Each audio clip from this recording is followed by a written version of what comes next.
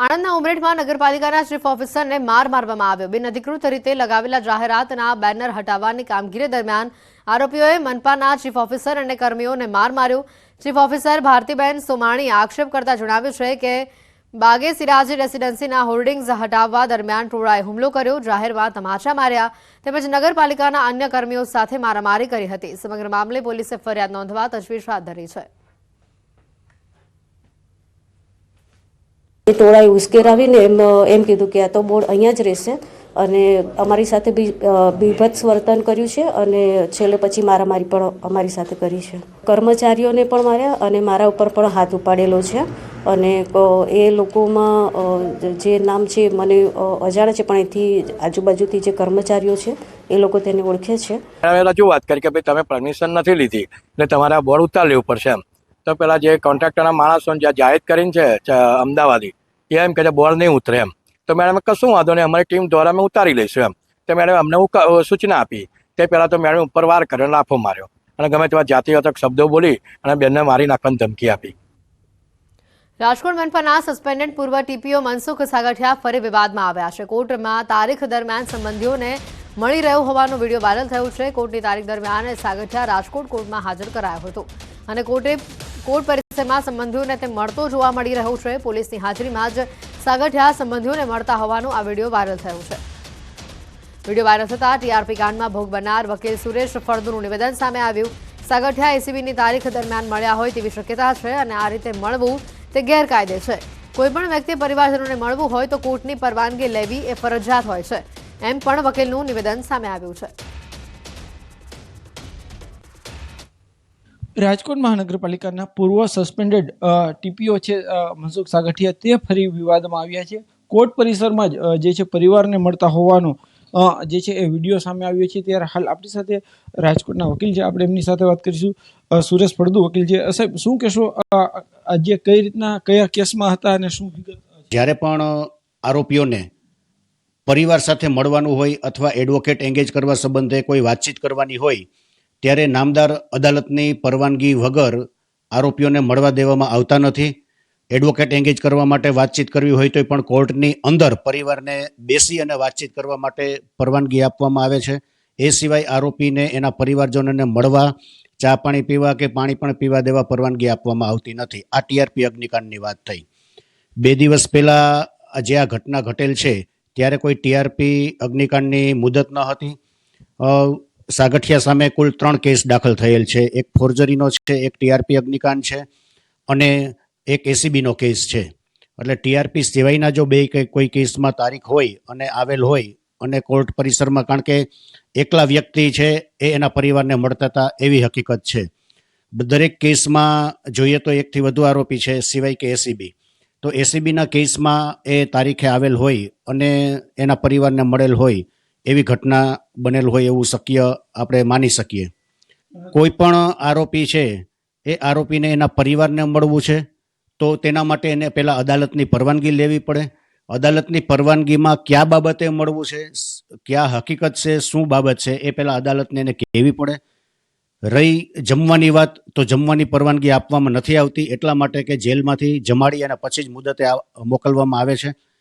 રહી વાત કોઈ કેસ બાબતે ડિસ્કશન કરવાની, તો એડવોકેટે ડિસ્કશન કરવાની હોય કેસ સંબંધી તો એડવોકેટ ડિસ્કશન કરી શકે છે એ અદાલતની પરવાનગી લઈ, અને એના પરિવારજનોને મળવું હોય તો પણ એ અદાલતમાં છે એ પરવાનગી લીધા વગર મળી શકતા નથી।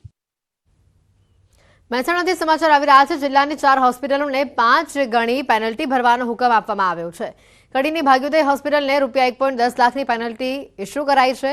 લાયન્સ હોસ્પિટલને 65,435ની પેનલ્ટી ઇસ્યુ કરાઈ છે, તો નૂતન જનરલ હોસ્પિટલને 45,850ની પેનલ્ટી, શંકુસ હોસ્પિટલને 65,100ની પેનલ્ટી, વિસનગરની કૃષ્ણા મલ્ટી હોસ્પિટલને ₹1.14 લાખ દર્દીને પરત કરવાની નોટિસ અપાઈ છે।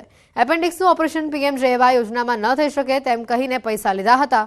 પીએમજેએવાય હેઠળ દર્દીઓ પાસેથી 4 હોસ્પિટલોએ ડિપોઝિટ સહિત ચાર્જ વસૂલ્યો હતો। 7 દિવસમાં પેનલ્ટી જમા નહીં કરાવે તો યોજનાની માર્ગદર્શિકા મુજબ પગલાં લેવામાં આવશે।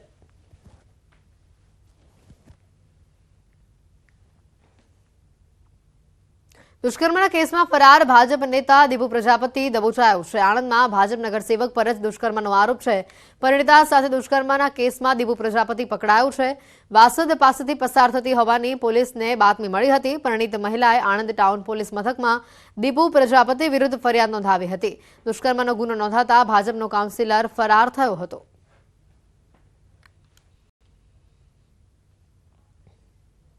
ભરૂચના સુતરેલ ગામે 3 દિવસ પહેલા તસ્કરોએ ચોરીની ઘટનાને અંજામ આપ્યો છે, જેમાં કુલ 16.13 લાખની મત્તાની ચોરી કરવામાં આવી છે, જે ઘટનાના સીસીટીવી ફૂટેજ સામે આવ્યા છે. પોલીસે ફૂટેજના આધારે તસ્કરોને પકડવા ચક્રો ગતિમાન કર્યા છે. ઉલ્લેખનીય છે કે સુતરેલ ગામે ખડકી ફળિયા વિસ્તારમાં રહેતા યોગેશભાઈ રાતના સમયે બહાર ગામ ગયા હતા. ત્યારે મકાન માલિક ઘરની બહાર હોવાનો લાભ લઈ તસ્કરોએ મકાનનું તાળું તોડી ચોરી કરી નાખી. મકાન માલિક ઘરે પરત આવતા ઘરનું તાળું તૂટેલું જોઈ ચોરી થયાની જાણ થઈ હતી, જેથી પોલીસ ફરિયાદ નોંધવામાં આવી હતી.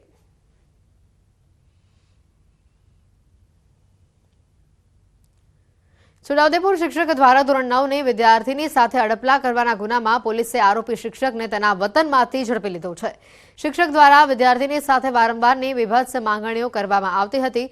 આખરે કંટાળી વિદ્યાર્થીને વાલીને વાત જણાવતા પોલીસ ફરિયાદ કરવામાં આવી છે. આરોપી શિક્ષક સંજય પારેખ ફરાર થતા પોલીસે આણંદના ખોળેલ ગામથી ઝડપી કાયદેસરની કાર્યવાહી હાથ ધરી છે.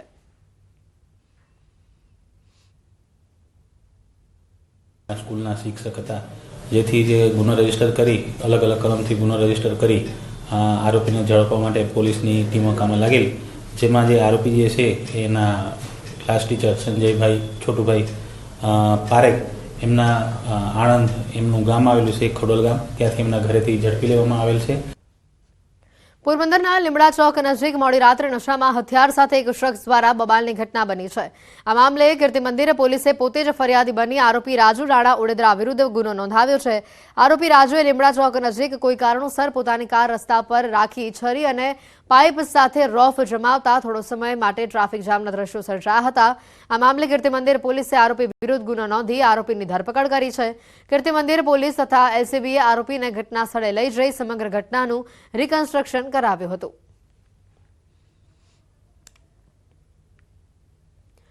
લીમડા ચોક પાસે જ આ પ્રકારની ઘટના બની. કીર્તિ મંદિર પોલીસે આરોપીની ધરપકડ કરી સમગ્ર મામલે કાયદેસરની કાર્યવાહી હાથ ધરી છે. આરોપીને સાથે રાખી ઘટનાનું રિકન્સ્ટ્રક્શન પણ કરાવવામાં આવ્યું. ગાંધીનગર ખાતે ગતરોજ આરોગ્ય મંત્રી ઋષિકેશ પટેલની અધ્યક્ષતામાં ક્લિનિકલ એસ્ટાબ્લિશમેન્ટ એક્ટ હેઠળની સ્ટેટ કાઉન્સિલની બેઠક યોજાઈ હતી, જેમાં ક્લિનિકલ એસ્ટાબ્લિશમેન્ટ એક્ટ હેઠળની પ્રવર્તમાન જોગવાઈઓ, જરૂરી સુધારા અને પ્રવર્તમાન સમયમાં થઈ રહેલ હોસ્પિટલના રજિસ્ટ્રેશન સંદર્ભેની વિગતવાર સમીક્ષા કરવામાં આવી. 12 માર્ચ 2025 સુધી તમામ હોસ્પિટલોએ આ એક્ટ હેઠળ ફરજિયાત રજિસ્ટ્રેશન કરાવવાની સૂચના અપાઈ છે. જો સમય અવધિમાં રજિસ્ટ્રેશન કરવામાં નહીં આવે તો તેવી આરોગ્ય સંસ્થાઓ સામે નાણાકીય તેમજ કાયદાકીય કાર્યવાહી કરવામાં આવશે. આ એક્ટ અંતર્ગત તમામ સરકારી આરોગ્ય સંસ્થાઓ, ખાનગી તેમજ ટ્રસ્ટ સંચાલિત સંસ્થાઓએ રજિસ્ટ્રેશન કરાવવાનું ફરજિયાત છે. એલોપેથી, આયુર્વેદિક, હોમિયોપેથી, સિદ્ધ અને યુનાની જેવી સેવાઓ આપતી તબીબી સંસ્થાઓએ પણ રજિસ્ટ્રેશન ફરજિયાત કરાવવાનું રહેશે.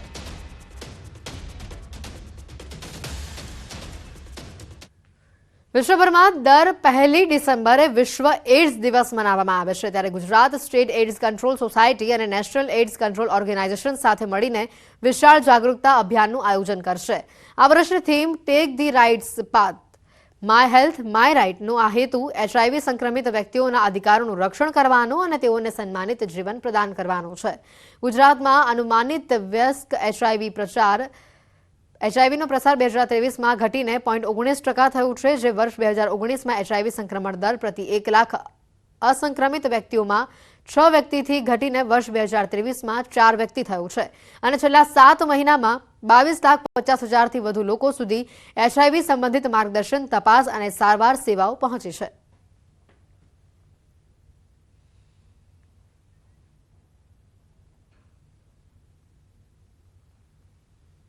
બુલેટિનમાં અત્યારે ફક્ત આટલું જ. રજા આપશો. નમસ્કાર.